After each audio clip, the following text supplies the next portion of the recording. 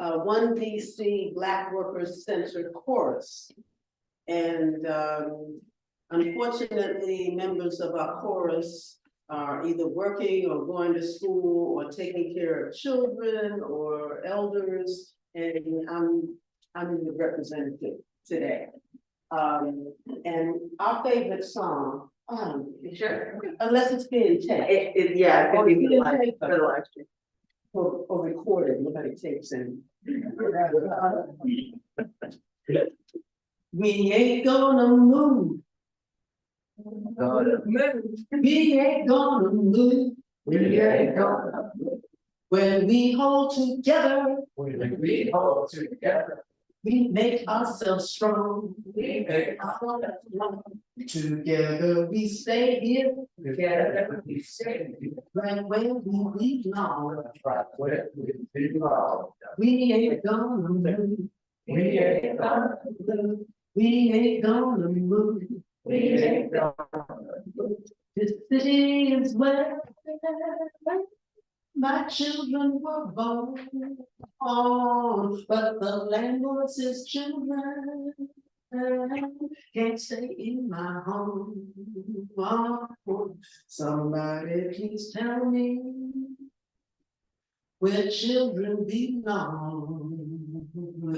We ain't gonna move. We ain't gonna move. Help me on the chorus.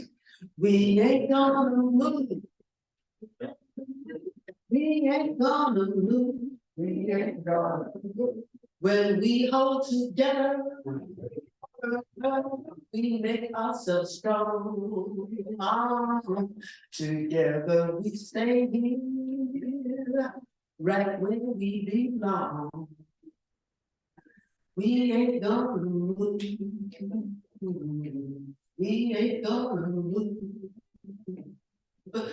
The landlord has trouble. The landlord has woes. Maintenance costs money. Everybody knows.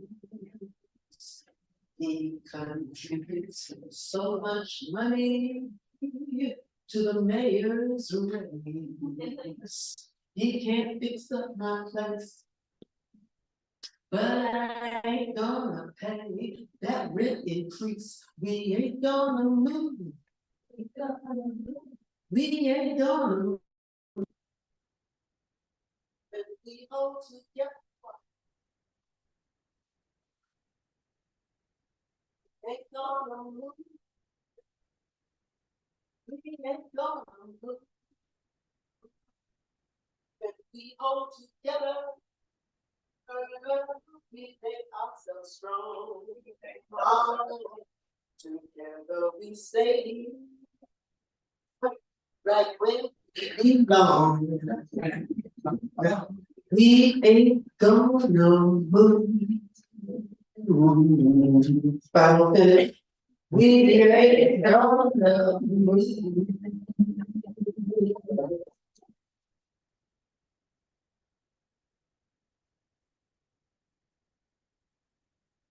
Thank you so much, Lucy. You are so welcome. I appreciate you talking about the rate increases. But again, thank you so much, everyone, for coming out. My name is Ryan. My pronouns are she, they, and we are part of the organizer for the Claudia Jones School for Political Education. So thank you all for coming out to this event, and I appreciate everyone online and in person for sticking with us and enjoying some snacks while we get situated.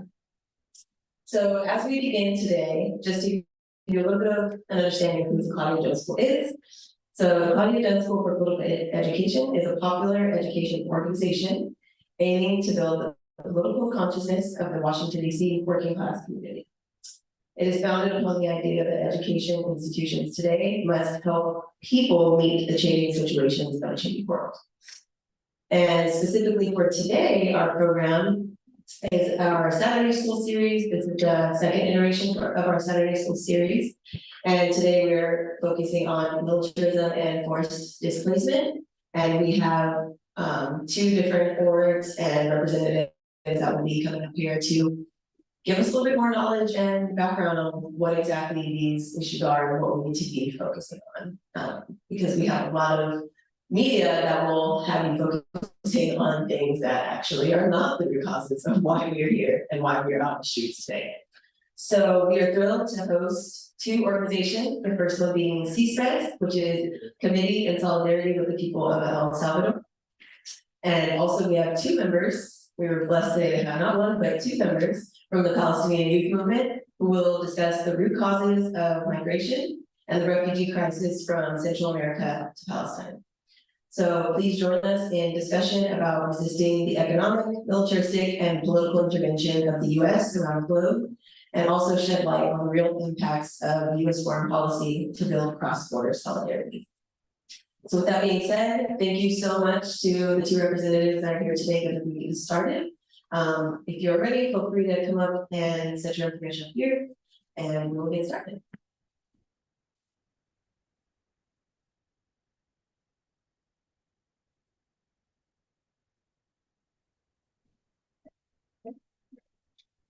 We're still in frame, right? They said.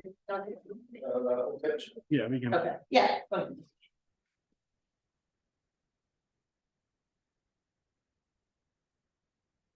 And I'll look here.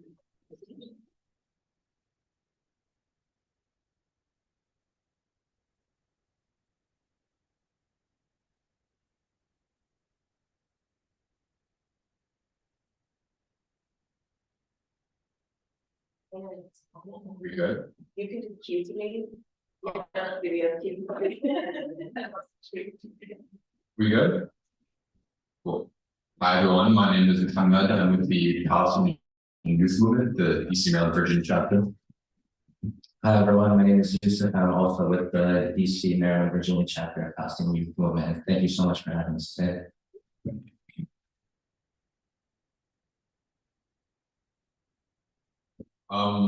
So we have two main goals for today that we want to get across to all of you. The first is establishing how mass displacement and genocide are inherent to Israel. They're core to it as a project, as a philosophy, as an ideology. Everything about it is rooted in mass displacement. It's to get into what supports and we may already have some ideas, but we're going to go a little bit more into it today. So first, let's talk about some let's establish the baseline terms and the concept we're going with today. Does someone want to speak to what settler is?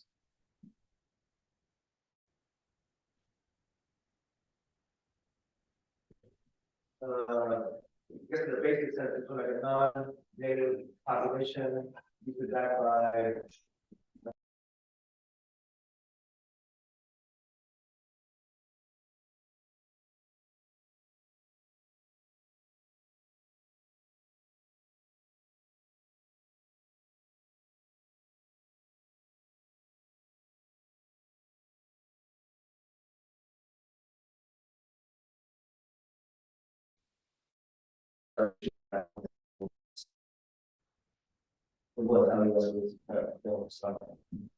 Exactly. So some and generally colonialism is when a foreign power comes and colonizes obviously the land to extract what the colonialism needs to be specific, right? You're extracting resources. You are taking control. It's not just occupation, it's not just foreign occupation, it's more than that. You're setting up structures that divert resources that are indigenous to that land to go into the global market, dominated by powers on a baseline level of colonialism. Doesn't domination, but it's not only about the resource. Sometimes it can be, it can overlap. But being able to distinguish that is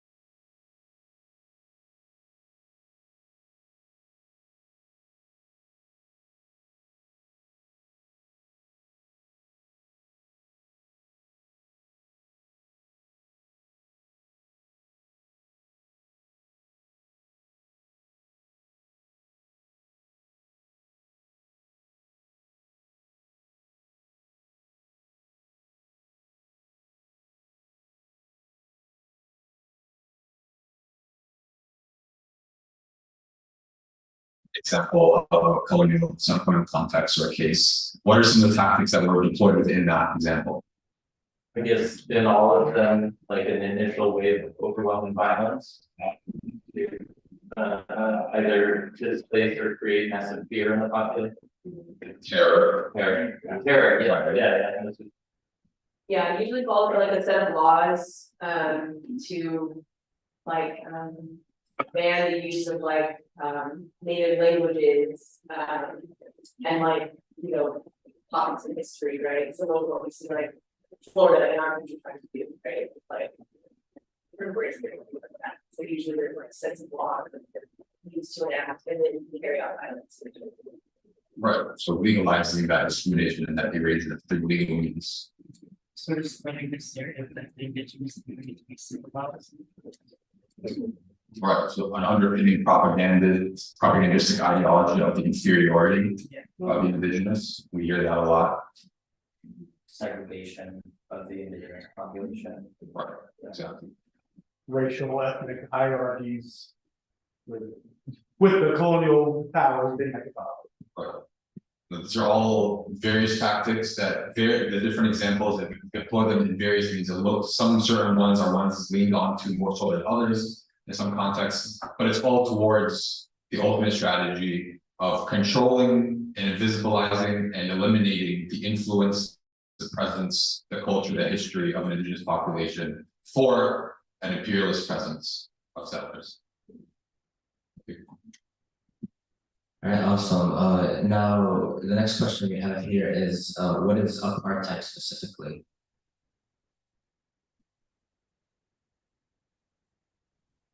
And there's as a hint, there's some overlap to what people said in referring to the tactics of settler colonialism. So You subject usually the indigenous racialized group to a separate set of laws than what a settler colonialists are called. yes, precisely.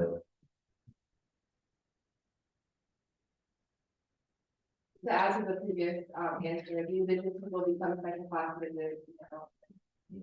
Second-class citizens, often sometimes third-class citizens in the case of Israel, where there's also a systemic oppression of non-white Jews in so-called Israel, where you see Black and brown Jews face intense repression.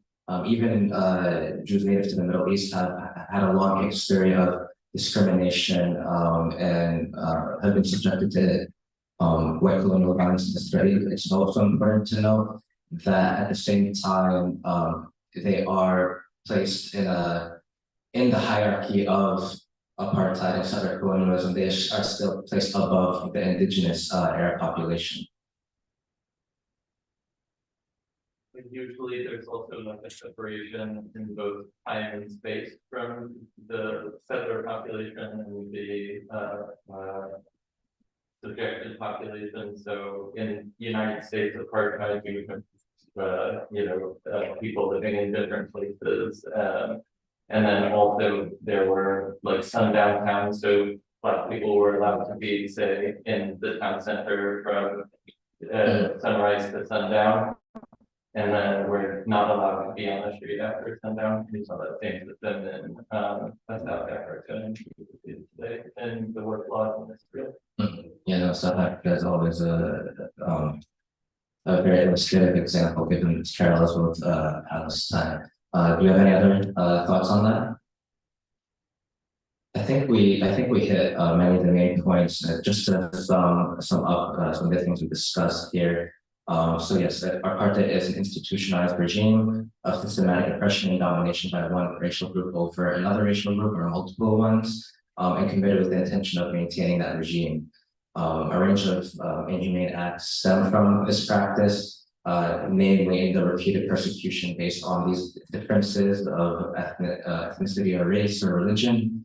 You see the deportation and forcible transfer of the population, and as well as imprisonment, surveillance, violence, and separation of the indigenous population, trying to sever communal relations. And it's important also to note that the structures of occupation and apartheid are designed to facilitate this larger process of settler colonialism and ethnic cleansing. So apartheid is a product of the settler colonial system. It's a set of tactics and a system structure that's meant to uphold it and facilitate it in a way, and we're going to touch a little bit on the Nakba in the next couple of slides, but it's meant to facilitate a slower Nakba. What we're seeing now, what's happening now, this is a fast ethnic cleansing, this is genocide.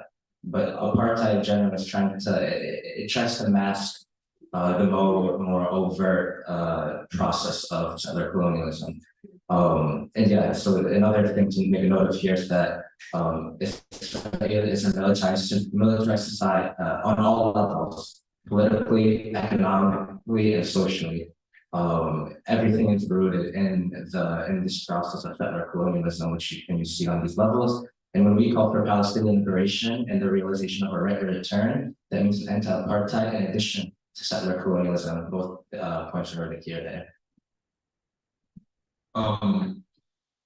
Something I want to really quick, like something, a quote that might sum things up by David Ben Gurion, who, if you haven't heard of him, he's the George Washington, they call him the George Washington of Israel. From his diaries, we must expel the Arabs and take their places, and if we have to use force to guarantee our own right to settle in those places, then we have force at our disposal. During our assaults, we must be ready to strike a decisive blow, that is, either to destroy the towns or expel its inhabitants so our people can replace them. This is exactly what we've been talking about. And a crucial part of settler colonialism and apartheid is that a huge part of it obviously is the legalistic, the state-backed, the state-sponsored aspects of things, but it's also the ways in which, in a very fascistic way, they deploy the settlers themselves and encourage them to sort of impromptu settler colonize, giving them the initiative, right? Sundown towns, for example, a lot of it was from police, but it's also, there were laws passed like enlisting regular white citizens to participate in like the slave patrols and things like that. So it's both about the way that the state is at the forefront of removing population, but it's also about the way the state empowers those to the fascistic elements in society to go beyond the barriers that the laws themselves hold. We see that happening in Palestine, every single day prior to October 7th, and it's only gotten worse as a result of October 7th. And yeah, no, it's a good place to be. Yeah, just one more point to build off what Muhammad just said, that example of the logical of elimination that David Ben Gurion wrote about, there's a lot of different quotes that we can pull from, not just from him, but so many of the founders of Zionism, liberal Zionism, labor Zionism, revisionist Zionism, which is being increasingly popularized in so-called Israel, which is the more reactionary element of it. And this is a good segue into the Nakba because it was actually the liberal and labor Zionist elements that produced this, what we call catastrophe of Arabid and Nakba. Signified an extent to what Palestinians lost in 1948, our homeland, our society, our peoplehood. However, settler colonialism began well before this. It began when the British occupied Palestine following the fall of the Ottoman Empire. So when we say, we're fighting settler colonialism, we're fighting a process that's begun even prior to this mass wave of ethnic cleansing and genocide. And even though it was a catastrophe and a blow to our nation, to our people, and to our society, the ways that Palestinian society and our people have emerged since then, we're trying to reform our bonds and produce a revolutionary culture since then. It also shouldn't be understated. It's something that, there is beauty in that, in the way that we've come together and, move toward our goals of liberation and return. But yes, so in 1948, about 800,000 Palestinians were ethnically cleansed and became refugees all around the world. Many of us in the Palestinian youth movement are, if not all of us, have families who have never been, back to the villages that they were displaced from. About 15,000 Palestinians were killed in this war, or in this process of ethnic cleansing, and nearly 500 or over 500 villages were destroyed, and many settlements were built on top of that. Many of them would rename based on supposedly biblical origins. We're trying to Hebraize like the Arabic names there. And then the reason why things are now split up into the West Bank, and what we call 1948. So the land you see here in blue and purple, purple was what was supposedly allocated to an Arab state. What you see in blue and purple is what we call 1948 lands. When we call for Palestinian liberation and return, we also mean those lands as well, not just the West Bank and Hafid. But at the time, the West Bank came under Jordanian control and Gaza under Egyptian control. And there wasn't really an autonomous expression of Palestinian authority on these lands, though beginning in the 60s, you would see kind of rooted in the 1950s, which was like the resistance then. In the 60s, you would see a revolution and kind of that expression of Palestinian autonomy and pursuit of liberation and return. But yeah, 1948 is, yeah. I got a great question. So the purple is the Balfour Declaration? Actually, so no, so in a way, Mine's 67. yeah, the 67 borders would be, The red dots. yeah, would be this strip over here, and then this like embryo looking lands over there. So tied to the Balfour Declaration, when the UN partitioned Palestine, I believe it was 1947 when they offered or 1940 when they offered the partition proposal. I don't recall the exact figures, but the vastly disproportionate amount of the land was given to the colonial population as opposed to the indigenous population, and it was rejected by the native Arabs as well as the Arabs in the neighboring states.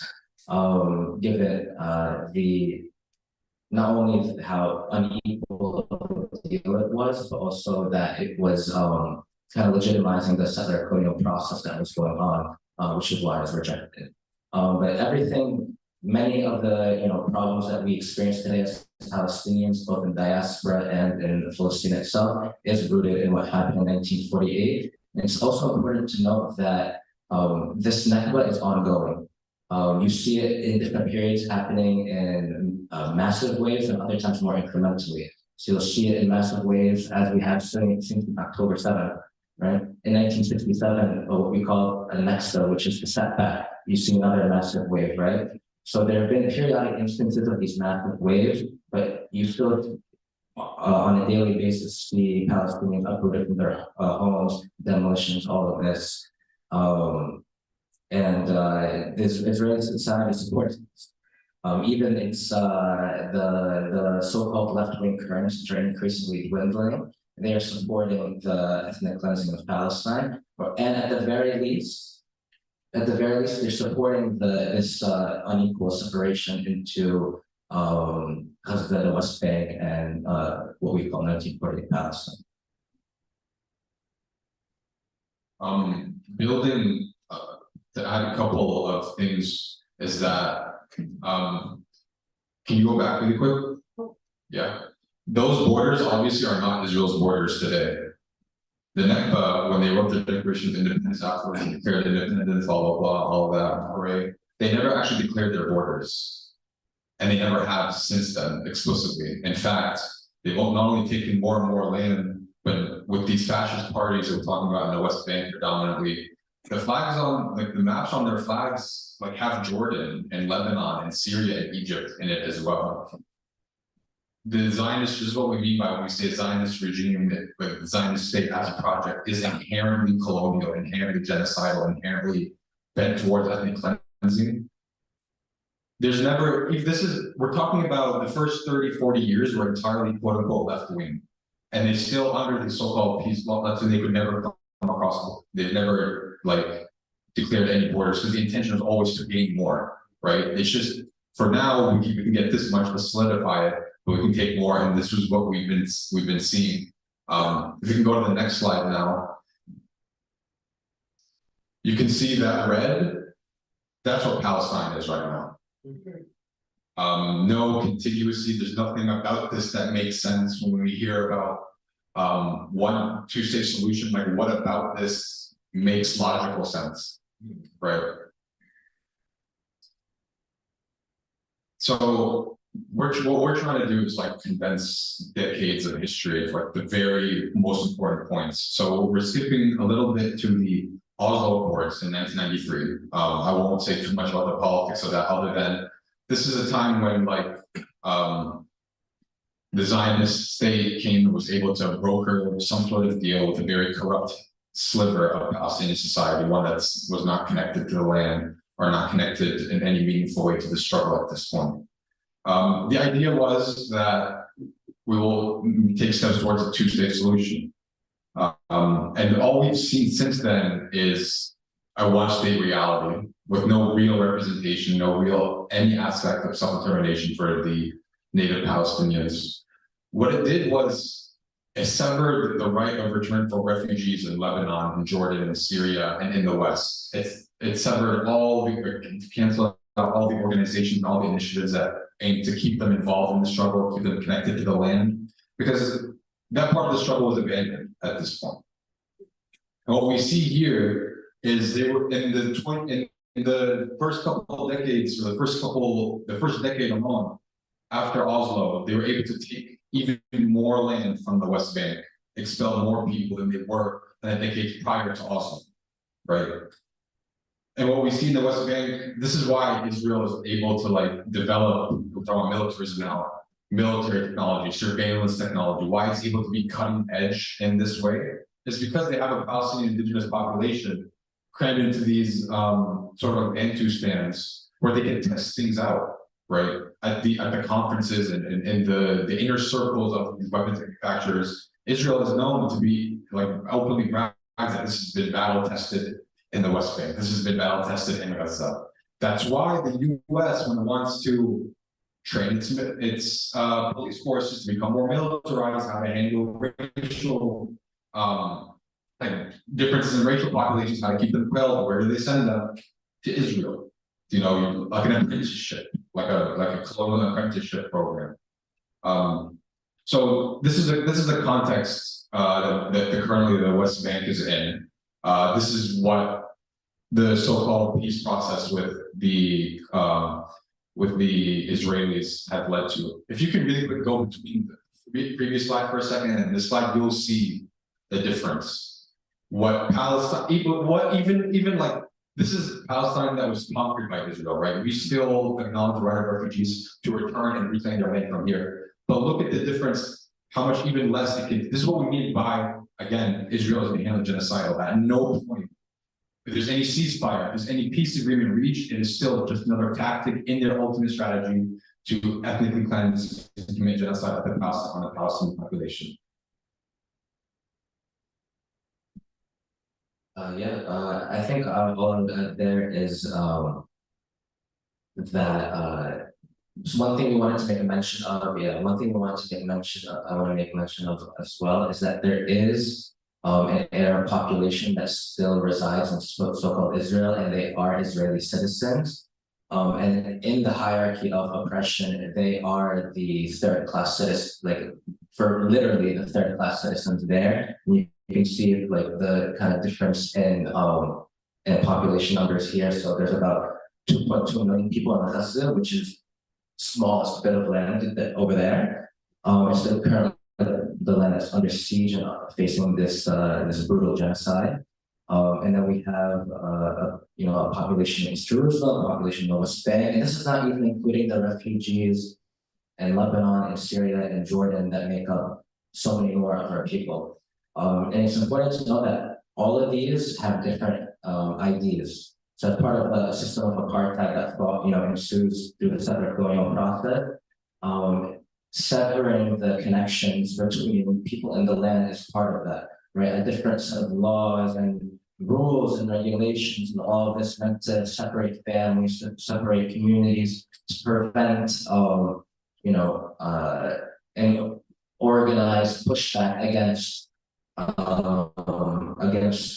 Israel's settler colonialism, but at the same time, you see resistance to this in a variety of different ways. Because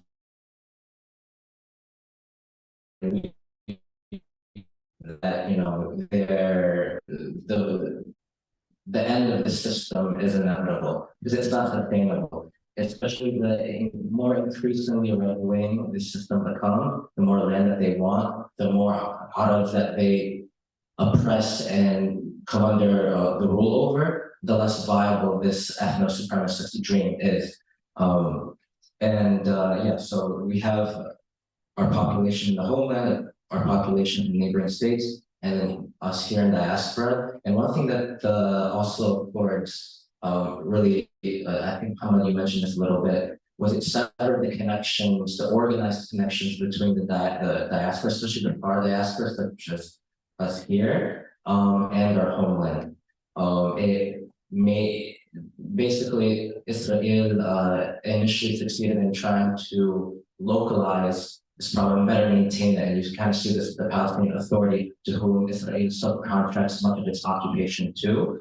And you can see this in many colonial contexts where you see a comprador class managing colonialism on behalf of the colonizer for a variety of different reasons, oftentimes economic, because of the economic benefits as well as maybe greater access to movement and privileges, right? And that's part of this kind of divide and conquer strategy. And in addition to these different ID cards that many people have, you have, this comprador regime. And then for us, one thing as the Palestinian youth movement that we try to do both here in North America, the so-called US, Canada, as well as in Britain, is to kind of rebuild the connection that was broken through the Oslo Accords, right? Rebuilding institutions in the far diaspora, mobilizing our people here, working with our community to understand our collective role in the struggle for liberation in return, right? Because we all have a role to play, especially here in the United States, in the belly of the beast, the heart of empire, whatever you want to call it. This is where Zionism, and we're actually going into this in a moment. This is where Zionism receives its funding. This is the life of Zionism is rooted here, not in Palestine, because we see without the U.S. We've seen it until the U.S. steps in how fragile the Zionist state is, how weak it is, how fragile and weak it is. We'll get to that point. We'll get to that momentarily. But yeah, that's all to say that, as part of the settler colonial process, as part of the military occupation, as part of the apartheid system, it's all meant to divide us.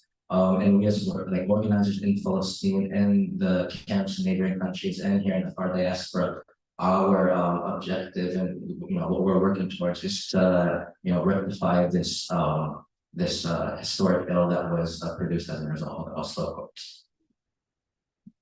One thing I think I want to emphasize is that you see like a little sliver of Gaza right here, 2.2 million people shoved in there. 70% of them are not. That's not where their grandfathers are from. That's not where their family's from. They're from the blue area, so-called Israel. So when we call Gaza a concentration camp, it's a pretty intentional thing in that you are rounding up indigenous people that you've kicked out of their land. You don't know what else to do with them, so you round them up and you shove them in a concentration camp to slowly, over time, besiege it, make life unlivable there, commit mass murder and genocide to speed things along. And this is why currently what's happening in Gaza is so important, because if you pay attention to the logic, the things that obviously the mainstream media doesn't talk about, not covering the ways that mainstream Israeli populations are talking about what they're going to do with Gaza once they've eliminated everybody, how they're going to build amusement parks and water parks and classic settler things, that's the attitude they're coming with it. It's important to note that because when we hear things about like the Sinai plan that Israel tried to do, which is they'll temporarily shove 2.2 million people out of here into the desert temporarily, like they did in 1948, temporarily for the refugees. When people say this is a second Nakba or the Nakba is ongoing, it's that the project began in 1948 and it has yet to be completed. Why has it yet to be completed? Because Palestinians have been fighting back tooth and nail the entire time. Originally, Israelis wanted all of this. They weren't able to get it in 1948. They want, and they're trying to get the rest of this, and they're still unable to do this as we speak right now. So that's important to think about when we hear about, like, we get lost in the incrementalism of, oh, we're pushing from the south to the north, to create a safe zone, or now they're saying, oh, no, actually, the masses in the south, so we're gonna go to the south too. We, people who know what Israel is, know what's going on, and try not to get lost in incrementalism of it, because the smoke and mirrors tactic is a classic tactic of settler colonialism to keep you distracted. We go to the next one. This is where we open up to you guys a bit to ask a bit about why the US and the West supports Israel. And what is the role that the United States and the West has in continuing this dispossession and displacement of Palestinians? Funding wise, we're their entire backbone, like, we're the entire way that the reason why we need to put so much pressure on the people. Literally in this country, in this not state, right, like in DC, is because quite frankly, we have the ability to stop what is happening actively, right? They would have to find a whole lot of funding somewhere else if it weren't coming from the tax dollars that they're using from our country. So, it's not there. Strategically, the United States has a like colonialist agenda in the Middle East, that we see play out over the past, 2 decades especially. And so to have an ally, a like quote unquote like Western ally in the Middle East is very important. Yeah. Absolutely. You even hear Biden say that if Israel didn't exist, we would have to create one to that point. Providing veto power on the UN Council, so the rest of the world can't do anything either. I mean, I think the US has a long history, well, we have a fairly long history of fascist regimes and fascism generally about the world, Latin America, Africa, South Asia, like, for example, like South Vietnam versus the Ho Chi Minh and communists in North Vietnam, so how do we have a stalemate in wherever region the darker skin folks or oppressed people that are following the colonialism and fight for the national liberation? How do we put a halt on all that? And like loving state military options would be less helpful. We'll cut the funding. 100%. Well, I think y'all talked about earlier too, in terms of, police getting trained, like US police getting trained by Israel. And, Palestinian people kind of being like guinea pigs for everything that's been getting from here in the US. And in Central America and all over the world with US financing as well. I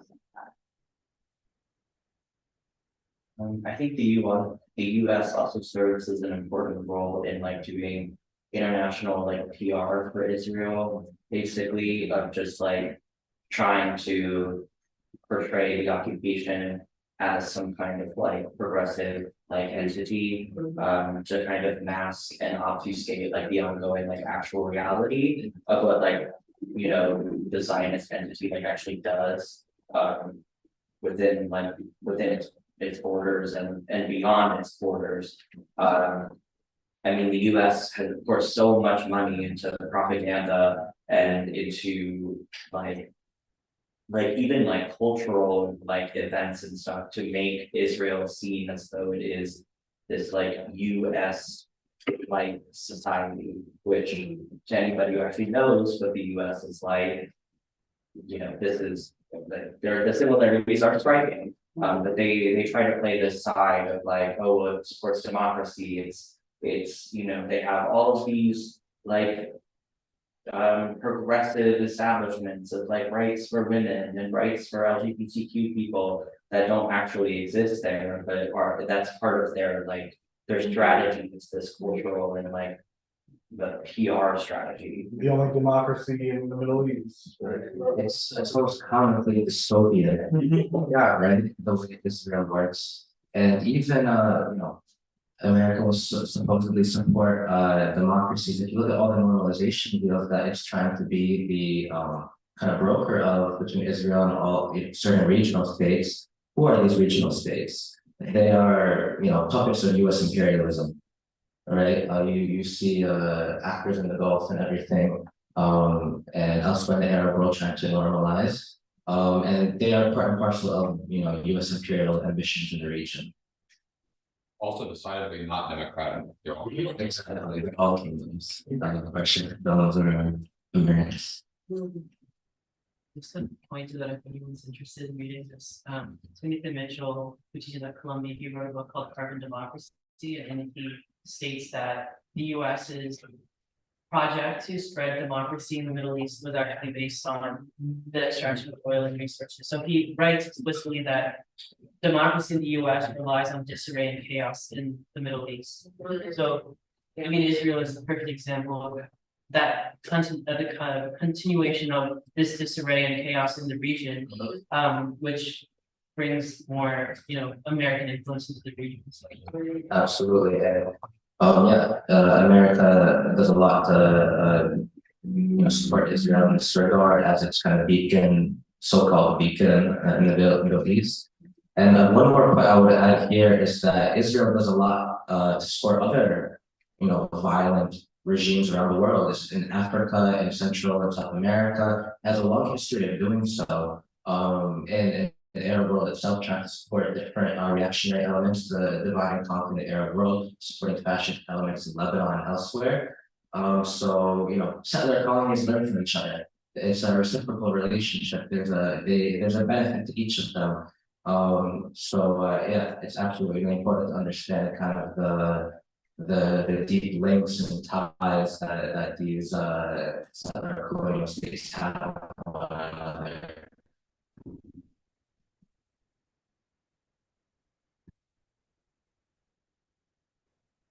So I want to speak a little bit more to we say would back why the US would back it up with the same project, but if you can dig deeper, like what is the strategic value? Why have an outpost in that part of the world? Like why do we need one? It's so expensive and we get nothing out of it. I'm sorry, can you repeat the question? Absolutely, the US backs Israel because it's their sister projects.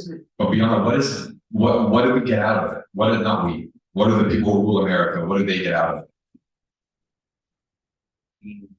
That's the natural resources of the region, and in that area, it's very rich in oil, and the United States wants oil. Additionally, we have made a lot of enemies by our imperialist actions in that region, and so we need a basically military outpost if there's retaliation against the United States for the consistent kind of imperialist tactics that it had in the region.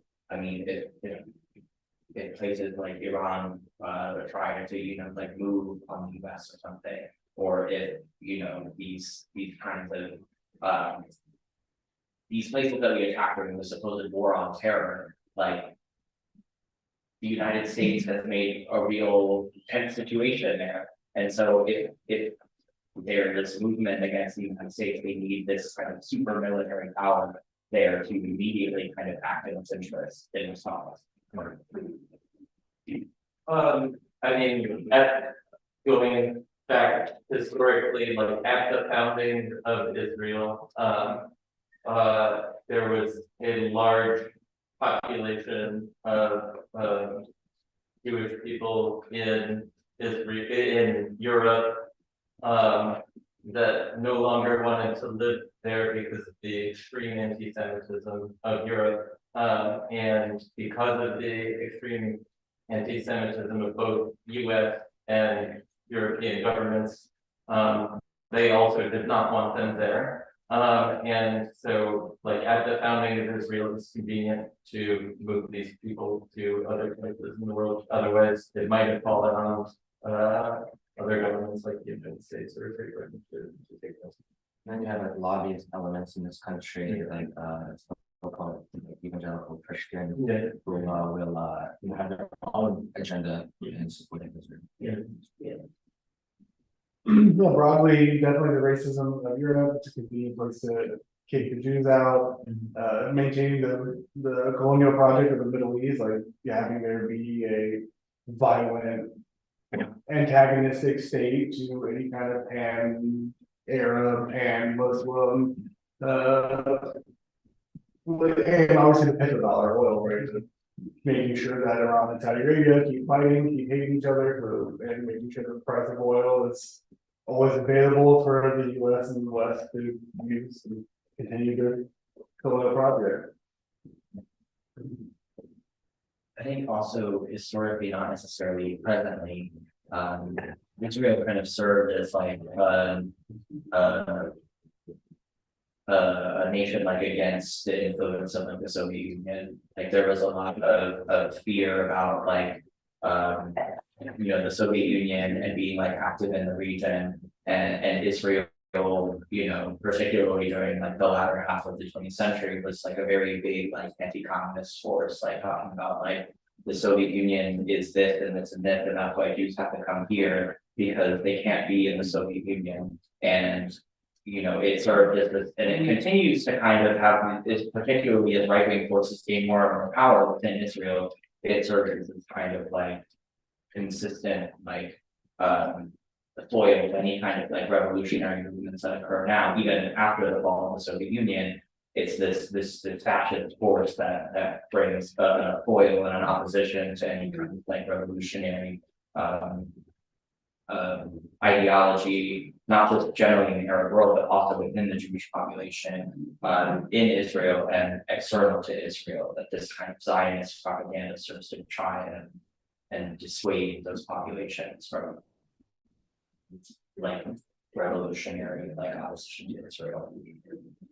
Yeah, absolutely. I'll come back to that in a second. You're saying, the Israel serves a lot for intelligence gathering and like the SAD, it's like a clandestine organization in that region, and as there was reading to earlier, a lot of the supporting factions throughout the world, in Latin America, and Africa, and Asia, like in every instance you'll find, CIA and Israeli working together to carry out whatever there is, genocide or war or so go on. Yeah, just to add on to that. Yeah. I mean, building on what everyone says, but particularly Bennett with like I don't want to get too far into like the history of the Arab world part, but suffice to say that in the 50s, 60s, and 70s, there were anti-colonial, anti-imperial revolutions happening throughout the region. And the 1967 war in particular, where Israel dealt decisive blows to places where the revolutions had taken off against American and British interests, really, that's when the US started to adopt officially Israel as its like little pet in the region. And that's part of the reason why I think that obviously the Israel lobby in the US is a huge deal and they're a huge factor in this, but to me, they're not the decisive factor. They're useful for moving things along, managing public opinion, keeping politicians in line, things like that. But I really do think that it's America who needs Israel. Mm-hmm. And I mean, obviously Israel materially needs America. What I'm trying to say is that like America needs Israel for the region, and one of the most strategically placed, like it's right on the Mediterranean. If you look at it on a map, you can see it's such a crucial part to have control over like that part of the Mediterranean when it comes to geopolitics, local politics, petrodollar politics that we're talking about. But when we hyper focus on the lobby as like that's the deciding factor, we lose sight, to me, of the fact that if Israel doesn't exist, the US would have to invent an Israel. At the baseline, that is the reason the US supports Israel, not because of the lobby. Lobby is useful, but it's really because we needed Israel. We need a settler colony in that place of the world. Maybe we can head to the last couple of slides. All right, so as we know, Israel is a settler colony occupying Palestine that's committing genocide. So here we kind of have a summation of thoughts, kind of like takeaways we would like to have. So could I get someone from the audience to read from everyone? The Israeli-Palestinian conflict is not actually a conflict between two naturally occurring populations having a land dispute or disagreement. It is between a colonizer, Israel, who controls every aspect of life for the colonized Palestinians.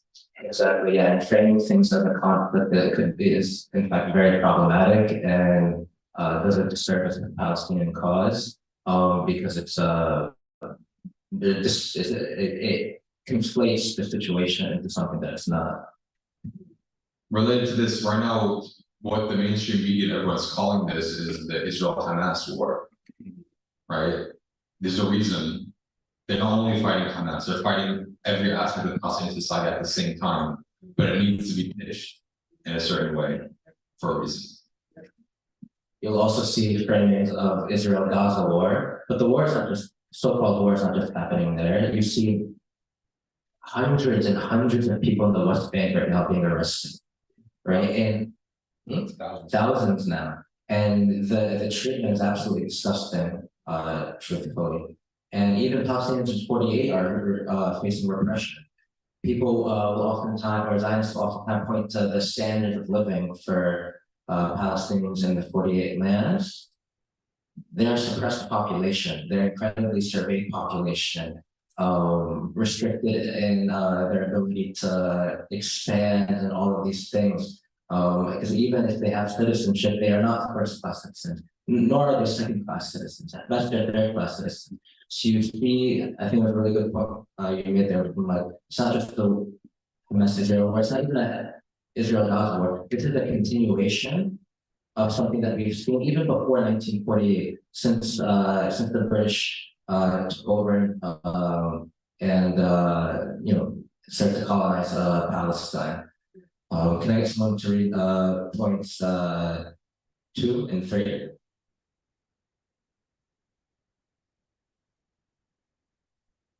Founding ideology of Israel is Zionism, which necessitates the elimination and removal of Palestinians. It is incapable of reform, but is supported by Western superpowers to fulfill imperialist interests. Thank you, Brian. Yeah. Colonized people have a right to resist occupation, not only under international law, but morally.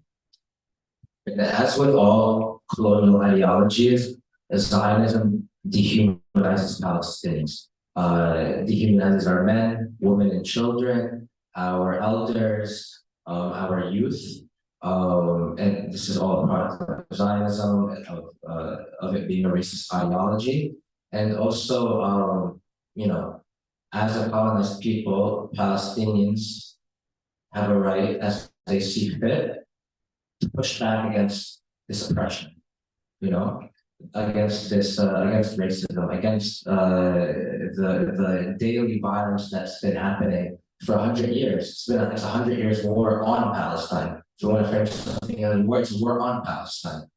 And colonized people should not be policed in how they resist.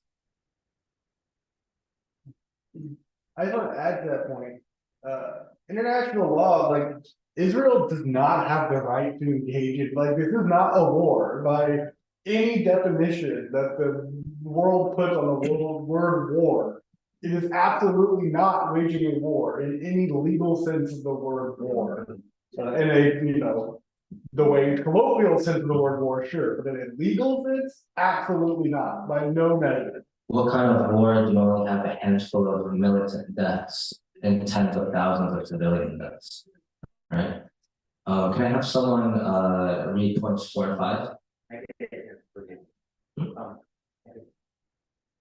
How about 4 and 5?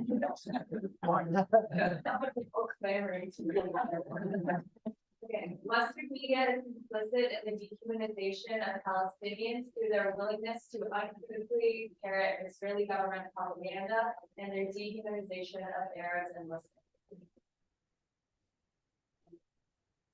Okay, Israel's media strategy relies on lies, propaganda, and doctored materials in order to manufacture costs for their genocidal massacre. Let's do a fun exercise. We can list their funny attempts to back the propaganda. The calendar. Dude, the rape video they just put out, actors, like, do like a fake scenario, that's like, what if this woman was raped, and it's like the fuck, dude? Ben, baby.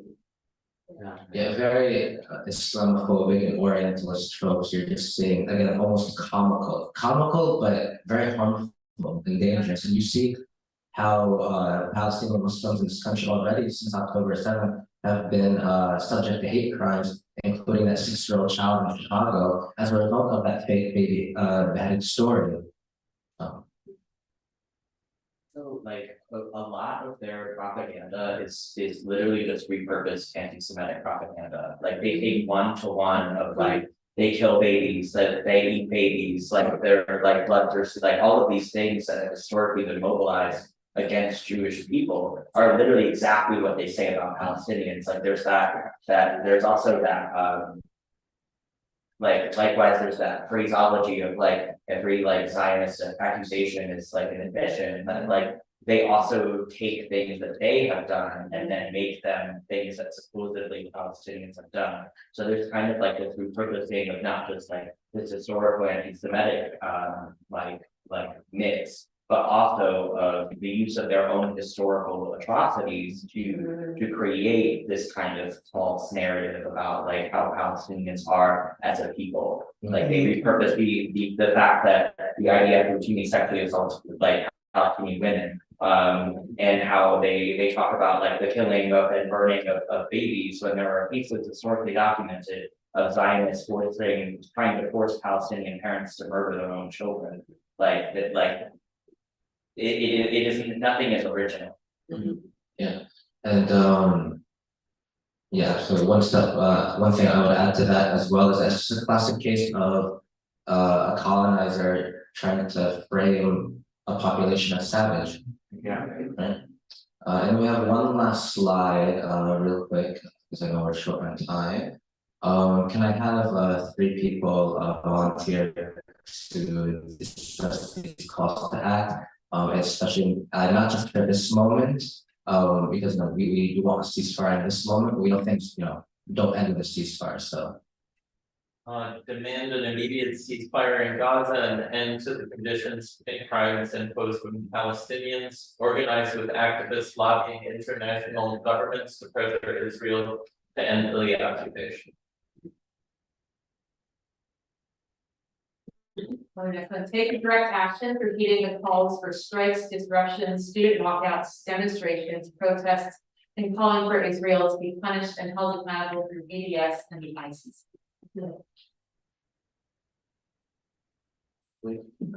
Uplift the voices of Palestinians on the ground, continue sharing what is happening to them, and call out media bias and Israeli propaganda tactics. Educate everyone about this ongoing genocide. I mean, I know we've been sitting here, we're talking about history and colonialism and how no matter what, the US is gonna support Israel. And that's all true, and we know it to be true, but it doesn't mean that we have nothing to do, that there's nothing for us to be done, for nothing to be done by us, that we can't affect things, right? Like we said, there's actually not a single case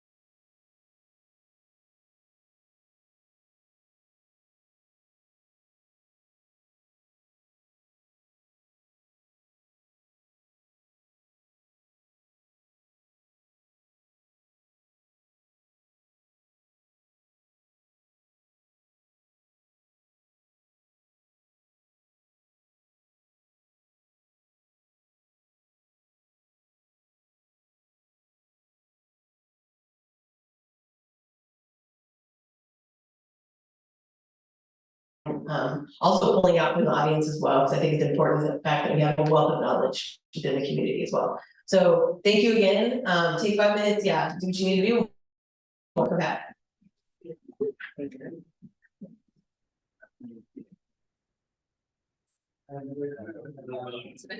How was it? Did you not, were you not, oh, I'm sure you were.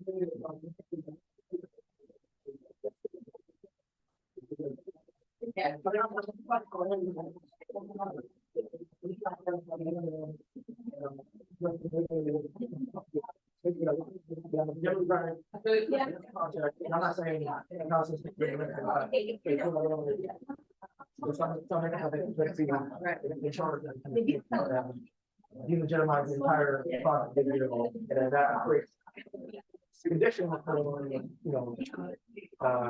the negotiations or, the 48. And beyond, but, that's a question I'm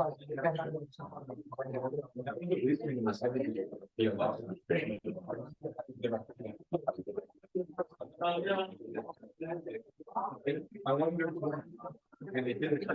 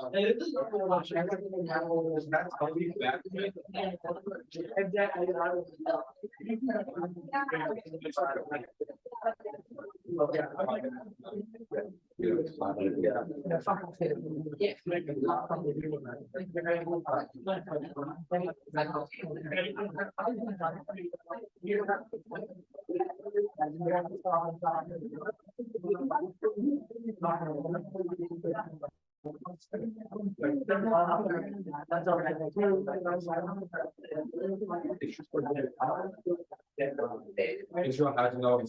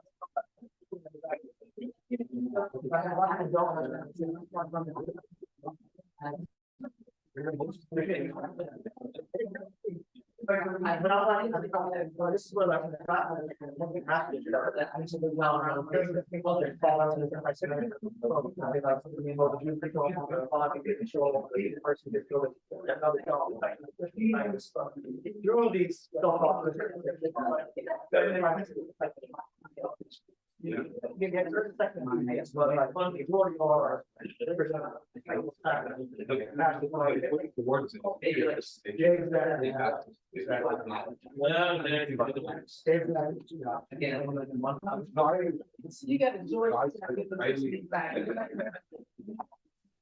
I mean, it's hard like thinking about like.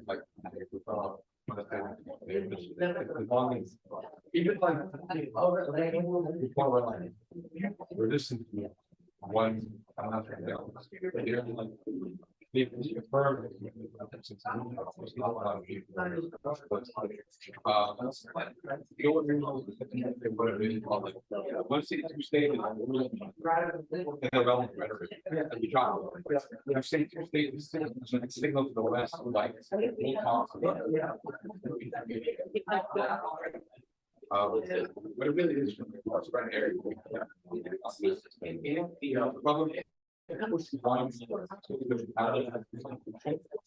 mean, it's always been like, right. To put it, I'm like, oh, yeah.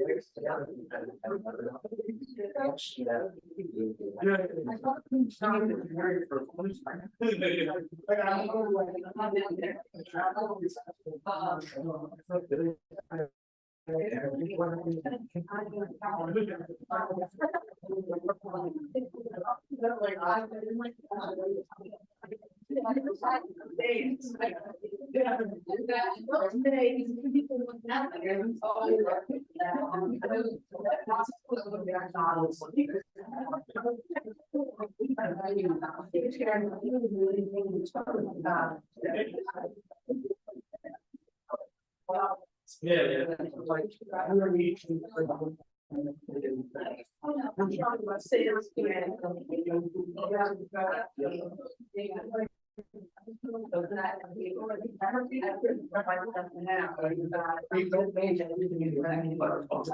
everyone, just to let you know, we're gonna get started in 2 minutes. So 2 minutes, whatever you need to do.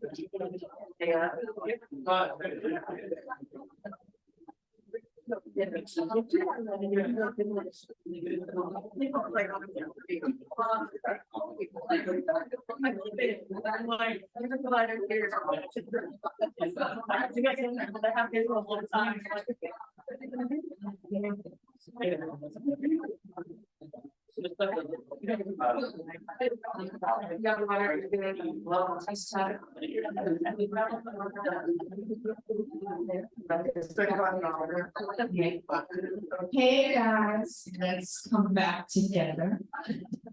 I hope everybody had a good snack, stand up stretch, talk, discuss, break. We're gonna now transition into the second part of our programming for today. I will again echo everything that Ryan said. We're so glad that you're here and learning and discussing with us today. So we're going to hear a little bit from Yesenia of CSPED about militarism, imperialism, and forced displacement in Central America. And as you can imagine, there's going to be a lot of through lines from the wonderful presentation we just got from the PYM to the current situation in El Salvador. So looking forward to making those connections and hearing from Yesenia. And in the interest of having respect for everyone's time, we did start later than expected. However, we still want to give time to our presenter. So if you have to, leave, feel free to, make your way out. That's completely fine. We do have literature and some pamphlets and things like that if you would like to take some with you. Also, just make sure that you did sign in on the computer so that we can get in touch with you for the future. But we want to make sure we have enough time, not only for the presentation, but for any questions about the through lines that we do see between the presentation and any questions, and then also calls to action. So things that we are actually doing to combat what we are talking about today. So thank you. Without further ado, give it up for Yesenia.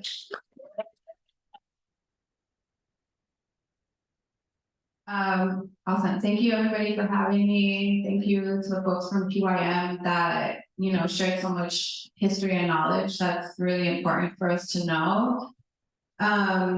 So my name is Yesenia. I'm an organizer with CSPED, the Committee in Solidarity with the People of El Salvador. My family's from El Salvador. They came in 1980 and 1981. And I was born and raised in Southern California I have 5 older sisters and a brother that were all born and raised in El Salvador and came as teenagers, fleeing, the US backed military violence there at the time. So yeah, I'm gonna start with, actually, this picture, I'll just explain what it is before we move on to taking it away, because it's a painful picture. But this is Vidalina Morales, who is a anti-mining activist in El Salvador and played a very leading role in securing the first national metallic mining ban in the world, the only one. And her community is being heavily militarized right now by the current president of El Salvador, who wants to reverse the anti-mining ban. And then the next picture is of her fighting to get her comrades released from prison because they were jailed in January of this year. And another compañera who's also a land defender, Rosita, and we had them both visiting DC this past month. And both of their communities are historically organized communities that have done a really inspiring job of securing dignified lives and options for their communities and defending their communities from violence, and because of that are being particularly targeted right now and particularly militarized right now, and are basically not going to leave, and are going to fight to the death if necessary. So I'm going to start with a little question. Do folks remember the so-called child migrant crisis that was making headlines in 2014? A lot of the children migrating, if not most of them, were unaccompanied minors from Central American countries, specifically Guatemala, Honduras, and El Salvador. And then in 2017, I'm talking about things that were making mainstream headlines, right? The migrant caravans. The majority of those caravans were coming from Central American countries, were coming from Honduras at the time. Although there were also migrants from other Central American, Latin American, and definitely African countries. And we saw that Black people migrating from the African and Central and Latin American countries faced particular hardships as the Guatemalan, Mexican, and US migrant policies directed harsher levels of anti-Black violence against them. And so we're going to look at specifically the US policy in Guatemala, Honduras, and El Salvador, and directed towards Guatemala, Honduras, and El Salvador. But when you think about why people what do people say about why in the mainstream? What do we hear in the mainstream about why people are migrating from those countries? They're saying violence. Gang violence. Yeah. Violence, particularly gang violence.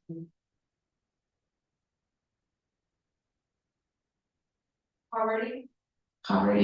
Mm-hmm. Extortion. A lot of stuff that about like drug violence too. Mm-hmm.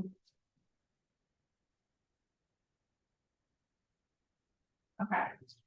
Cool. So we can go to the next slide. I think we have one more comment. Oh, what? Also that like they're coming to the United States for democracy. There's like there's actually supposedly democracy here for that. As opposed to where they're coming from, right? Okay, cool. So this slide is just a little bit of what I'm going to go over in the presentation. So first we're going to look at, and I'm going to spend some time on this. What is the Democrats' use of the root causes of migration narrative, root causes of migration from Central America narrative, and then how imperialism and militarism fuel forced displacement from Central America, and then particularly militarism in El Salvador today and the role of the US in that.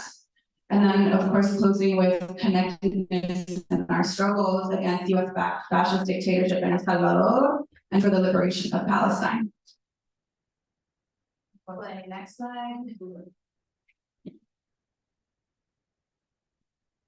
Okay, so in the last half of 2020, the Biden-Harris campaign platform on immigration included a focus on addressing the root causes of migration from Central America, particularly from Guatemala, Honduras, and El Salvador, which was echoed in the U.S. Citizenship Act proposed by Democrats in February 2021, shortly after Biden took office.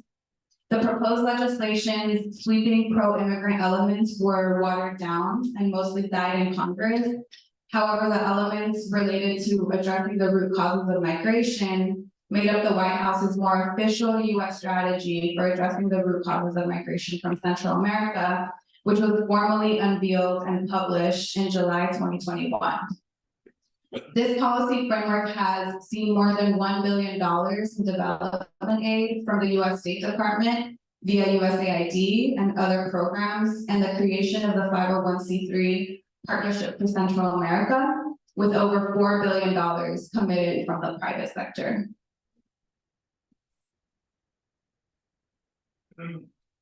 A couple of years prior, as yet another migration crisis moment hit U.S. mainstream media headlines, the migrant caravans.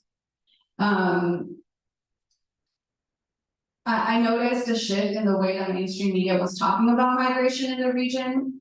And at first it seemed like finally there was an acknowledgement of the role that the U.S. has played in the conditions that continue to lead to mass forced displacement. However, if we look closer, we'll see these conversations fall short, and I would say intentionally. So in the bottom right is a 5-minute clip from Samantha Bee's Full Frontal segment, which aired in June of 2019. And she focuses on El Salvador and describes the billions that the U.S. spent there in the 1980s to fight communism. She even talks about the major role that tough on crime policies of the 90s in Los Angeles and Bill Clinton's immigration reform played in the birth and expansion of MS-13, the transnational gang that became the major scapegoat against migrants under Trump. In the end, however, Samantha Bee's segment made it seem as though Salvadorans are only migrating because of gangs, mentioning nothing about more contemporary U.S. police and military financing in the region, or the impacts of current U.S. economic policies towards El Salvador. It's important to note and ponder why the focus was on El Salvador in the 80s, when at the time, the larger portion of migrants in these caravans were actually fleeing Honduras. Why not focus on the ongoing political support for the coup government and narco dictatorship in Honduras? Support that continued at the time from the US-backed 2009 coup when Hillary Clinton was Obama's Secretary of State. The other image is from a 10-minute MSNBC segment where the speakers react to a press conference that Vice President Harris held in Mexico City after receiving major backlash for telling people migrating from Guatemala do not come. In the press conference, the Vice President explained some of the work she's been doing within the framework of that U.S. strategy for Central America that I mentioned. During the segment, host Joyanne Reed does a really important job of acknowledging the long history of U.S. profit-driven destabilization in Central America and its deep impacts, mentioning the United Fruit Company and the U.S.-backed coup against Jacobo Arbenz in Guatemala, for example, while acknowledging while an acknowledgement of the history of the exploitative nature of the U.S. relationship towards Central America is necessary. I'm sad to report that the analysis in this segment also assumes that this relationship is in the past. After several minutes dedicated to explaining how, quote, the United States used much of Central America as essentially a giant plantation, the speakers ultimately go on to say that the U.S. needs to now fix the economy, the instability, and the corruption there, applauding the Vice President for her efforts. And remember, this is just a day after the scandal surrounding the Vice President's "do not come" warning to migrants. Congress Espia says in the interview, I think we have to take a deep dive to find the root causes. Her going there is taking the first step, take a deep dive and find out what must be done to build public-private partnerships. Maria Hinojosa says, I'm very happy to hear that there's going to be such an extraordinary investment. And Joyanne Reid, despite her acknowledgement that, quote, the deep corruption in the region is in part because of our policies, closes by applauding the anti-corruption elements of the plan. Ultimately, what's happening here is a co-signing of the current White House strategy and a discussion of it that assumes there's something novel about it. So we can go to the next slide. So I'm gonna go over a little bit of what it is, right? So we know that US foreign policy towards Central America has always sought to establish and maintain economic and geopolitical control in the region. And today, US foreign policy towards the so-called, what they call the Northern Triangle, is increasingly discussed as a necessary part of the plan for curbing migration. And what we've been hearing from Democrats is that in order to address the issue of massive flow of migrants to the US southern border, the US must solve the root causes of why people are fleeing. This is an appropriation of demands coming from popular social movements in the region and grassroots solidarity organizations in the US, which have for decades denounced the destabilizing role of US intervention. So if you look at the plan, it identifies these things as the major root causes of migration from the region, which a lot of you mentioned at the beginning, which I did ask, what do you hear in the mainstream? So corruption, violence, trafficking, and poverty. And I know that you all know that there's much more beyond that, but so if we can go to the next slide. So let's look at the strategy for addressing poverty with some highlights here. Promote investment enabling reforms, address structural impediments to investment, and facilitate greater private sector participation, partner with the private sector, partner with international financial institutions and multilateral development banks. So yeah, does this seem like something new?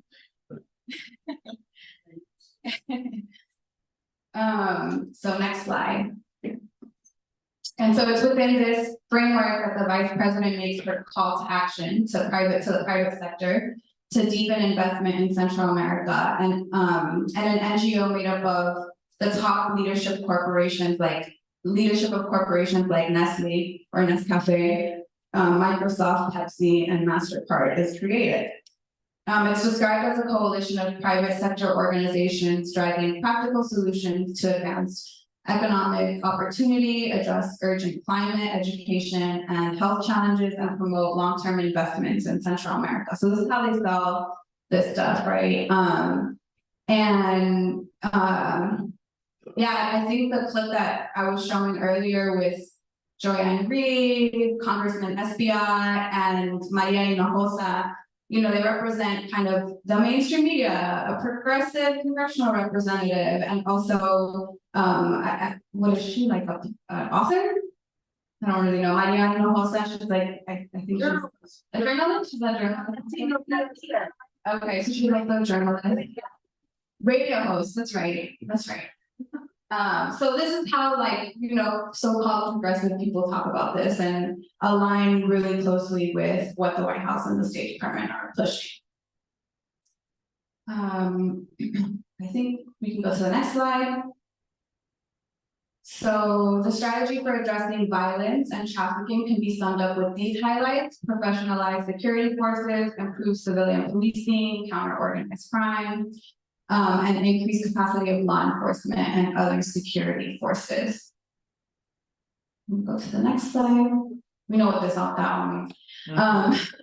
So 3 final things. One, it's important to name that while the strategy claims to be aimed at addressing poverty and violence as the root cause of migration, it also explicitly talks about it as necessary for curbing China's economic influence. I mean, there's a lot of things that the thing says explicitly, you know. Second, as you notice, corruption is also listed as a root cause of migration, and we could also do an entire, like, Saturday school on how US anti-corruption tactics have failed in the best cases and undermined the anti-corruption and government transparency mechanisms fought for and secured by social movement and civil society groups in Guatemala, Honduras, and El Salvador.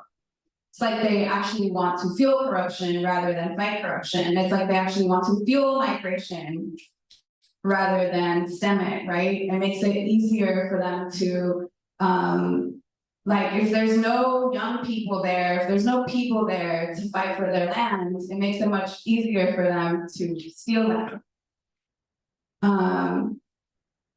So third, the plan also spends quite a bit of time talking about the rights of marginalized groups targeted because of gender, sexuality, Afro-descendant and indigenous communities, as well as talks of protecting human rights. And so what that looks like is like, oh, we're gonna have more women or marginalized people in USAID, you know?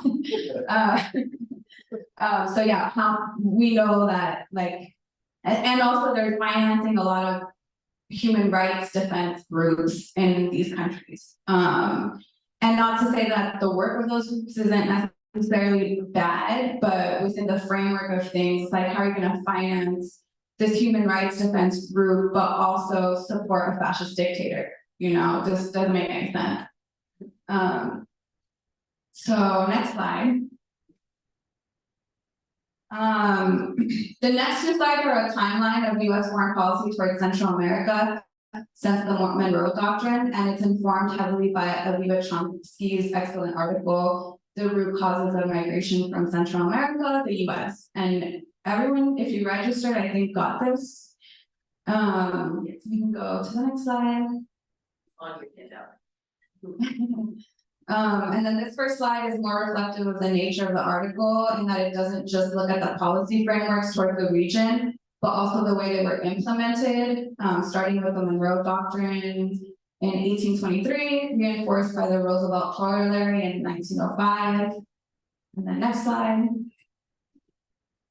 And then for the next couple slides, I just included the policy frameworks and the names or where they came from. So the Alliance for Progress under Kennedy, the Santa Fe docs and Kit Kissinger reports that informed Reagan era and post-Reagan era policy. And Aviva Chomsky's article provides crucial insight on the impacts of these policies, which is basically that they lead to worker disenfranchisement, and increased mass displacement. And also some insights as to how the workers and negatively impacted communities of Central America responded, which is obviously through organized resistance. So next slide. This slide takes us into the 2000s, where we have the Central American Free Trade Agreement and billions of dollars of military and security financing through the Merida Initiative and the Central American Regional Security Initiative. And I think Plan Frontera Sur should go here too. I'm not focusing too much on like border militarization, but that's obviously also happening. And then all the policies are to promote a favorable climate. Well, these policies are to promote a favorable climate for the private sector and to secure police and military control over the region for border enforcement and to supposedly combat organized crime.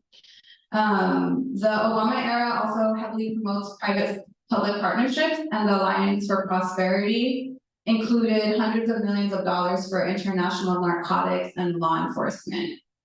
This policy was also supposedly in response to what's, to the child migrant crisis and claimed to be the answer to addressing the reasons why people continue to flee. And then the Biden-Harris strategy that we have today operates under similar frameworks and promotes similar solutions. That's what we look at. And I'll close by naming that a root cause analysis is something that comes from the radical left and is being co-opted in order to justify policies that are a mere continuation of foreign policy frameworks towards the region that are at least 2 centuries old if we start with the Monroe Doctrine. I'll pause there. And I think the next part is about El Salvador, mostly. But if folks can maybe take a minute to talk to the person next to you And if you have someone next to you, and share something new or interesting that you heard from my very intelligent person.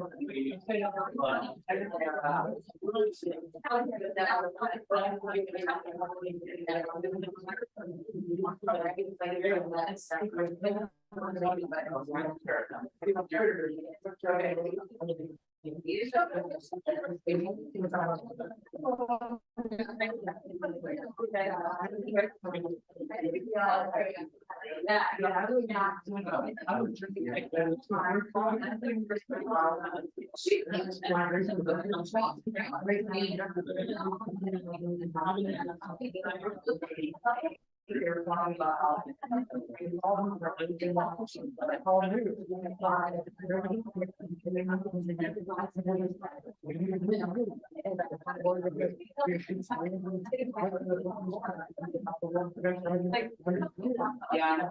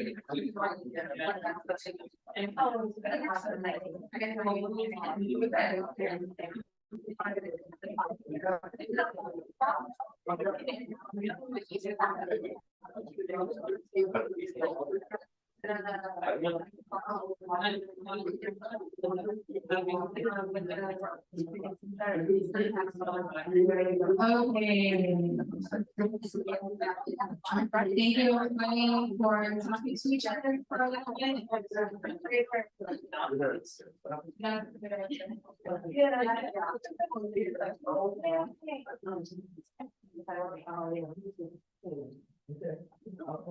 Okay, so we can go to slide 15. That would be really great. 15. Oh, that's it, that's. Oh. That was it. So does anybody want to share back a little bit about what we talked about? I'm not sure what your ask is. Oh, the question was just, Your ask is, oh, was. oh. I'm getting there. You're halfway through the presentation. All right. Yeah, I'll say, I mean, we spoke, that's why we wanted to go back to the first picture, because I wanted to, see just a little bit, and understand more. And Hal shared with us that, that picture is very similar to a picture in the 80s during the Civil War. And what that looks like, and then also it added that it was very similar to during the 2020 uprising in DC, how there were a bunch of military vehicles on 14th Street, right? Or everywhere, yeah. And I think it just kind of goes back to the fact that we here in America, the fact that that was foreign for us to understand and comprehend, just kind of shows the one, the privilege that we live in, but also two, it really shows that we do not understand what it's like to be in a war-torn country. And what that actually looks like when people are imposing on you, because we've imposed here so long. We don't, we don't have to have those things anymore because yeah, again, this settler colonial state is still active, right? It's happening. So yeah, it doesn't.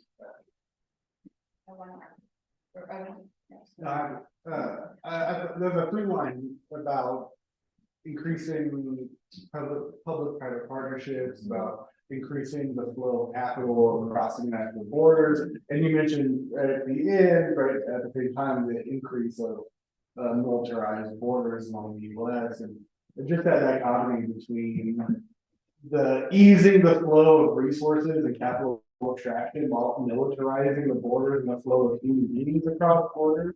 It's I mean, it's funny how talk about the co-op language of root causes and the plan is to perpetuate those root causes. One of the things we were talking about is how this like rhymes with the reaction to the 2020 uprisings, that like the language of the left and popular movements was co-opted by the US government to further repress those like movements. Yeah, and yeah, to all on all of the axes like public-private partnerships and like investing in communities, which just meant like a further expropriation of those communities and a further like militarization of those communities and the IT community. Yeah, totally, thank you. I think I saw one more hand. I was just gonna say, I found it interesting, the notion of like a public-private partnership when that are like, that is the problem, is that like, that the government is fundamentally partnering with private companies.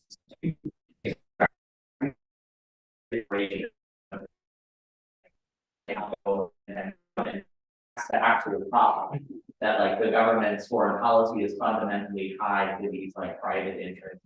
So it's just, it's very telling that like their solution to it is the fundamental issue, is this connection between public and foreign policy and these like transnational corporations. I have one thing to say about that, just that I'm not gonna go in like super detail about this, but you know, in terms of what the couple of years ago, maybe like 4 years ago, our campaigns were centered around the appropriations process, and so challenging this framework and the Biden plan for Central America through the appropriations process. So pushing congressional reps to denounce or like whatever, cut funding towards public-private partnership promotion, for example, and militarism and extractive development projects that are going to be harmful to the environment. And the thing that was the hardest to get any traction on from anybody in Congress was the public-private partnerships piece. And it's what some of the things that we heard was like, oh, we don't know enough about them or like what they do. And it was really interesting because they play a really central role in like US foreign policy in Central America for the last, you know, however many years. So yeah, just that. I was just gonna say, like, the way that the US maintains its hegemony is by bringing these regions into the fold of liberalism and capitalism, where it's like, this is the Golden Triangle, or whatever, specifically, this is a land that's rich with resources that we can then create a place where people can invest money into. And so in the process of viewing or framing these regions as just investment opportunities, you're dehumanizing the people who live there, because your priority is, whether it's, and we drew the comparison to Palestine and with how, you know, the US is protecting its military industrial complex and its oil, and saying that this is a war against Iran and its proxies. And then here in Central America, where they're saying we're fighting a war against, I'm not necessarily saying fighting a war, but it's a war on drugs even, right? Like this notion that we need to fight something because of what it really is doing is protecting corporate interests. Then it's just, it's so fucking like it. Yeah, I mean, even well, I'll get to it more, but you'll see some of that come up as well.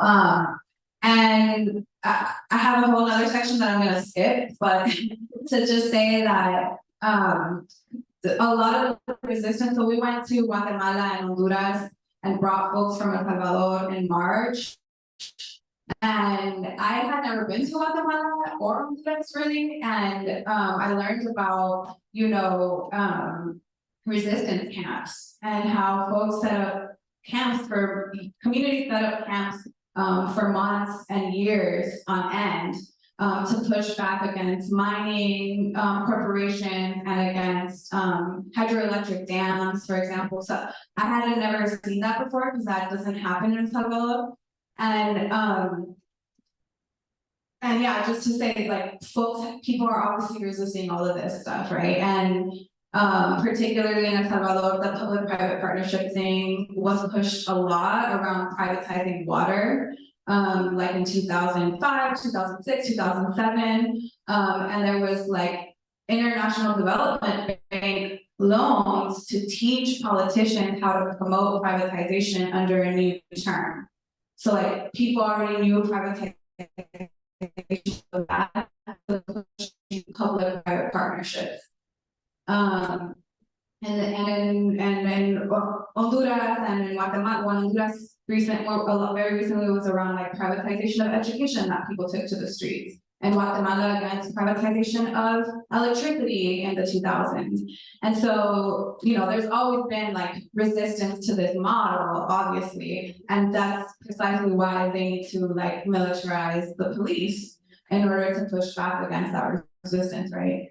So if we go to the next slide, which the other article I sent is also really excellent and I highly recommend. And it looks at obviously what's happening in Atlanta and the precursors and circles of that with what's been happening in Central America, and does go quite a bit into US-backed militarism in El Salvador as far back as the 80s under the School of America's the School of America's training of Domingo Monterrosa, which led the El Mozote massacre, and Roberto Tauzon, which planned Saint Romero's assassination, and they were both trained by the School of Americas. And then she talks about how in the mid-2000s, the focus shifted to policing to shore up confidence of investors via CAFTA. And then Bush in 2000 something opens a new branch of the Klan-era International Law Enforcement Academy in El Salvador.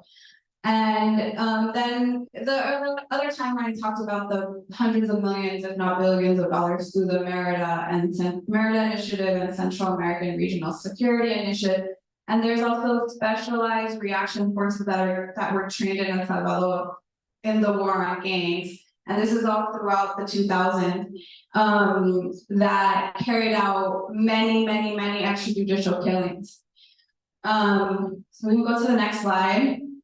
So which brings us to Nayib Bukele, which is the current president of El Salvador.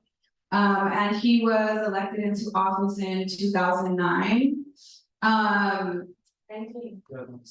2019, sorry. And so most people know Bukele because he made Bitcoin a legal tender, maybe? Yeah. Or because he built the largest prison in Latin America? Because he made El Salvador safe. Because he made El Salvador safe?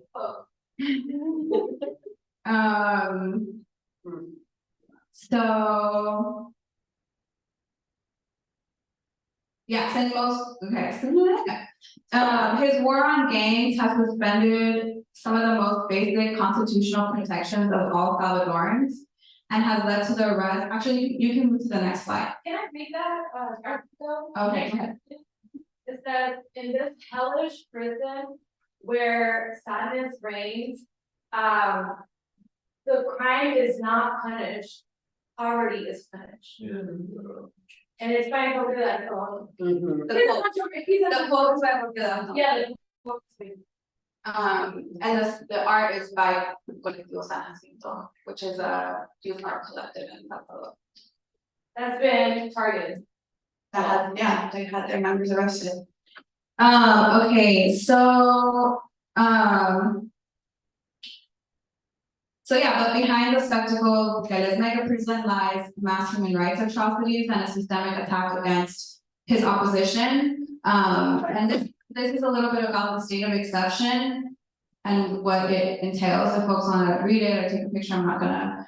But basically, everybody in the country's constitutional rights have been suspended. And it permits for arbitrary detention without due process, just because the police thinks that you're a gang member, or because somebody anonymously called in to accuse you of being a gang member, or because of anything. I mean, I have friends who are walking down the street at night and run into a soldier, and they have to like lift up their shirt and show that they don't have any tattoos, and if they do, they can get arrested.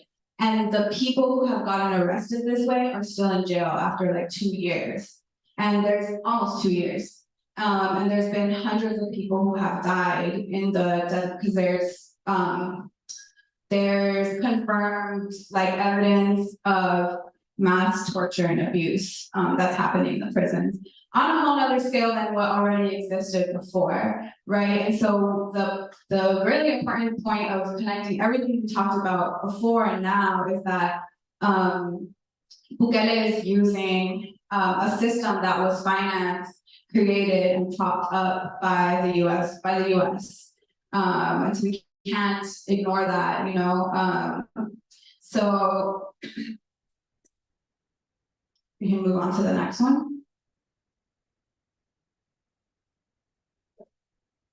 And the next one. These are some images of folks who have been arrested. The article that you see here talks about how people are being forcibly displaced now because of military and police violence, whereas before it was gangs and gang violence. Like literally the percentages have shifted completely over to like military and police violence that's causing the displacement, the internal displacement. And Axel is a comrade from Colectivo San Jacinto, or their comrade, a journalist, photographer who was unlawfully detained. Next one.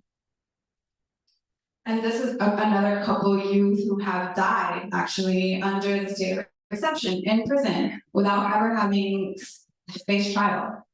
And there's hundreds of people who have died this way in the last like year and a half, while everybody celebrates Bukele as somebody who's like the best thing on the planet. We were just in an Uber, Manu said something about how Bukele fanatics use the same language as Zionists here, and he heard the name and was like, oh, that president is so great. And so we had to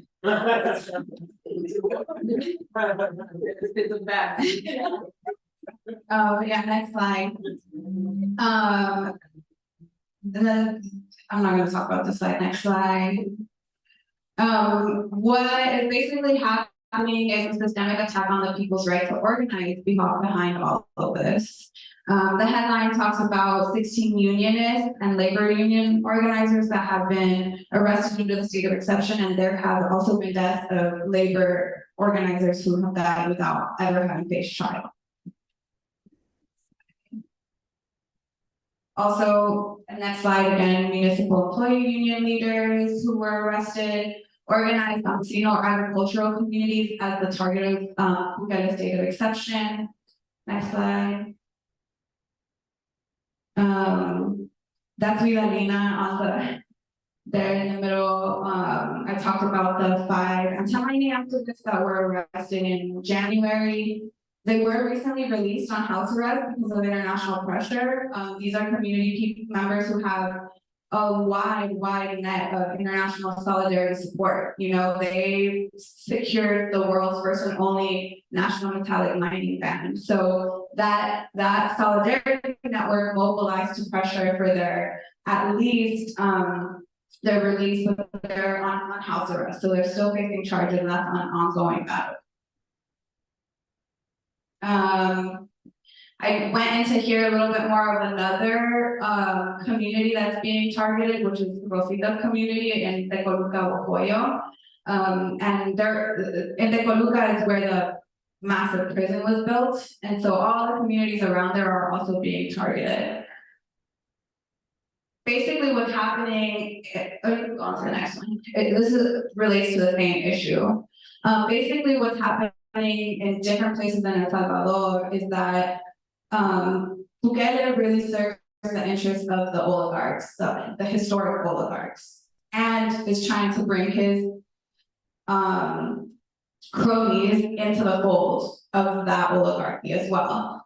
So what they do is they use their control over the judicial branch in order to put the land back. So during the war and in the lead up to the war, through the people fighting for some of their land, they were able to gain some lands. And so this is now those oligarchs that lost some of those lands are now coming back for them. And we're seeing it across the country. And the state of exception is being used to arrest people, accusing them of gang violence when they are the leaders of these land defense struggles. I'm gonna add that land never belonged to the oligarchs of El Salvador. That land has always belonged to indigenous people, and it shall remain that way. That's why these communities were there. Yeah, these are indigenous descendant communities themselves. You know, when they fought in the 80s for that land, it's because that was a struggle from the colonization, you know. So we'll go to the next slide. But these are some of the more like revolutionary and organized communities that are particularly being targeted as well. One of the photos here is at a hearing where Rosita's husband was recently taken to trial for his land defense work. And then in this other picture, we have mothers of the community that came out to stop the detention of one of their youths under the state of exception in the same community.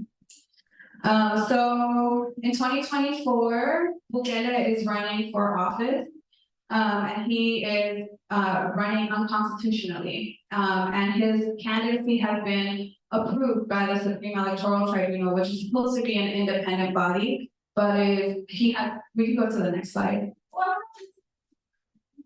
It says you don't discuss that with fascism, you destroy it. You don't come on. And well, I'm not gonna go into all of that, but so you can go on our website to learn a little bit more about the intimidation that the Supreme Electoral Tribunal faced when it came to approving Bukele's re-election candidacy. And then we also have a translation from popular social movement groups that lay out why consecutive re-election is unconstitutional in El Salvador. We go to the next slide. And yeah, so people are taking to the streets and demanding that he doesn't get reelected because it's unconstitutional and many other reasons. Next slide. And what is the US government doing?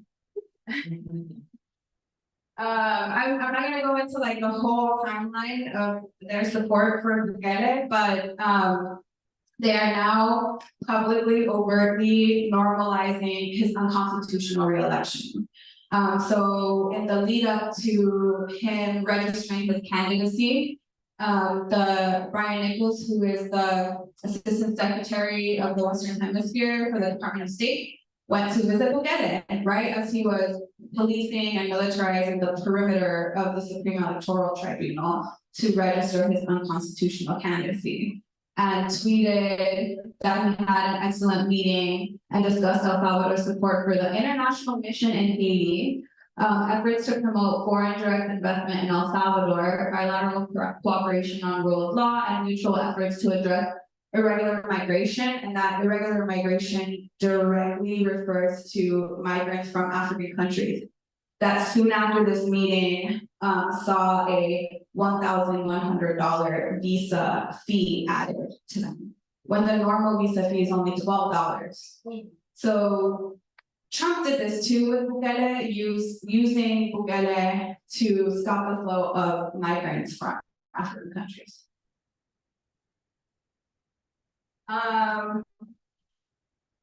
Actually, go back one. Somebody asked what we can do. Well, the main thing right now is demanding that the State Department stop supporting Bukele and stop normalizing his unconstitutional re-election, and also getting people to speak out, because there's a lot of silence about what's happening in El Salvador. And that's something that really helps him to normalize what's happening there. So if you go to cspec.org/State Department, you can take an action to contact your congressional rep and ask them to make statements and push back against the State Department's support for Bukele. And this is in the short term, you know, because the elections are coming up right around the corner.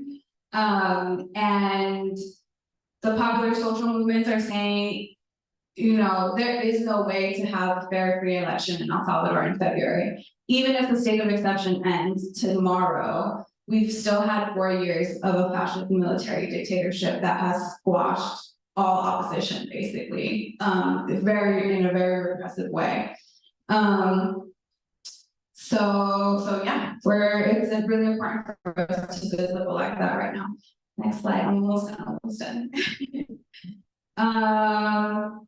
Yeah, John Legend is performing tonight at Miss Universe in El Salvador, which is happening in El Salvador. So if you want to tweet at him and tell him to not promote this dictatorship at his presence, because basically Miss Universe is being used to cover up everything that's happening in El Salvador and is obviously being denounced. We can go to the next slide. And then we can play this video. This is from today. This is the family members of people who have been arbitrarily arrested. They took to the streets today as the last day of the pageant is happening to visibilize what's happening to their family members. And some of the things they're saying are like, "Vivos se los llevaron," which is, you know, a lot of these families have had their family members disappear. They don't know which prison they're in. They don't know if they're even alive still. Like, due process is completely gone in El Salvador, including right to an attorney or right to family visits, you know, so. Vivos se los llevaron means they took them alive, and we want them back alive is the second part of that, right? Because they don't, like I said, they don't know if they're alive.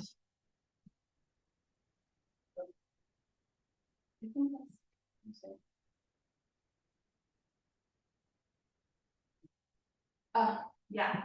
The other really important part of our work moving forward is going to be solidarity with El Salvador's popular social movement in the face of increased repression post-election. And so that's more or less what our work is about for the next, you know, however, until hasta la victoria.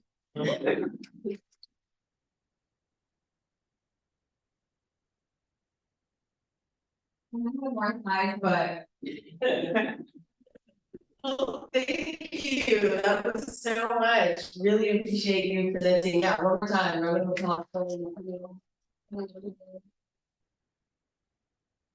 And before we fully conclude, I just want to make sure with the organizers that came today, is it okay if we turn those PowerPoints into PDF docs and include those? If not, it's fine, let me know later. But I think that there was a lot of good information that we can use, especially like calls to action and direct links and things like that. So if we have to take some of those out and get those out to people. So one, thank you so much for coming out and being active participants. We did want to give time, obviously, for overtime, so it's completely, you know, optional, but we did want to give time for folks to actually, you know, meet with organizers if you would like, ask questions. Also, if you are okay with your photo being taken, we're gonna just organize a group photo. We'll have like our logo up and behind us, just to, you know, represent the fact that we came out today and you took time out of your days to do this. So thank you. Also, this is our last Claudia Jones Saturday School of 2023. We are going to start back up in January, February. Correct me, yeah, that's about when.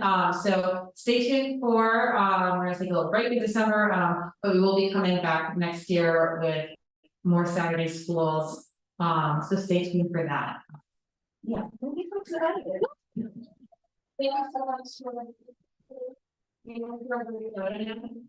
All right, if you're comfortable, please come on up. Yard space. There.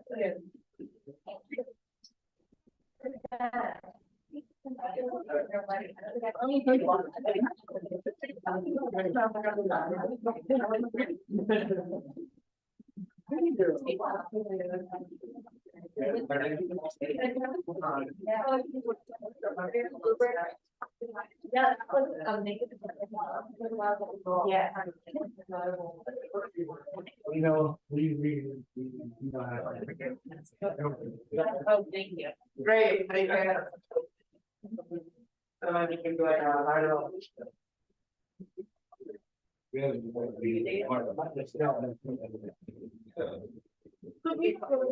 you. Yeah.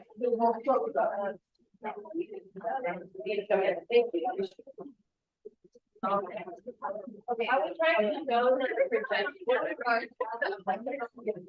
There you go. Oh, yeah. You should. Yeah.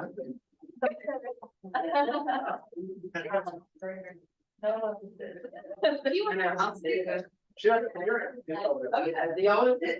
Not take that one, so someone will get around it.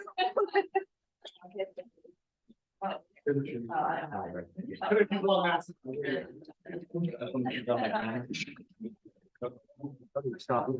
Very more people there. Come on.